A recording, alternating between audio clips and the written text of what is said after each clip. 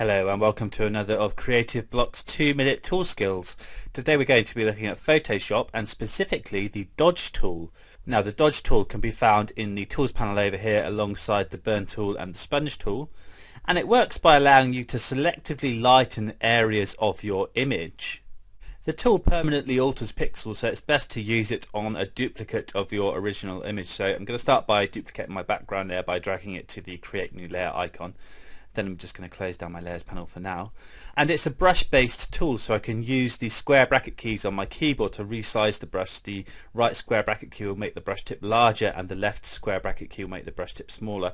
I can also go up to the brush options here in the brush picker and choose from lots of different brush tips and set size and hardness up here. Now the key to success with the tool lies in these two options here, range and exposure. In the range drop down here we can choose to target the shadows, midtones and highlights. I'm going to set it to highlights for now, and we can also choose a higher or lower exposure value. A higher exposure will give us a more intense dodging effect.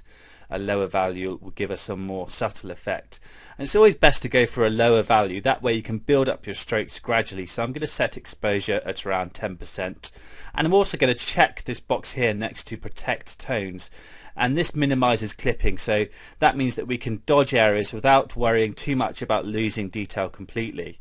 Then I can just brush over these eyes here. Let's just make my brush tip slightly smaller, and you see how that allows me to lighten those tones. And because we've got the tool set to highlights, that means we're only going to affect the brightest tones, so we can really bring out these highlights in the eyes without worrying about over brightening the rest of the tone.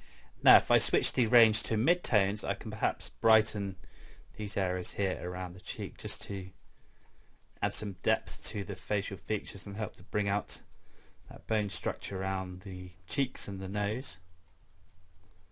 I could also perhaps pick out some of these details in the hair. And you can see how this gives me a much more pleasing result. If I just bring back my layers panel, I can toggle that top layer on or off, and that's the before and that's the after. And of course, because we work on a separate layer, I can always lower the layer opacity to tone down the effect if I want. So that's how you can use the Dodge tool to selectively lighten different areas of your image while targeting the shadows, midtones or highlights.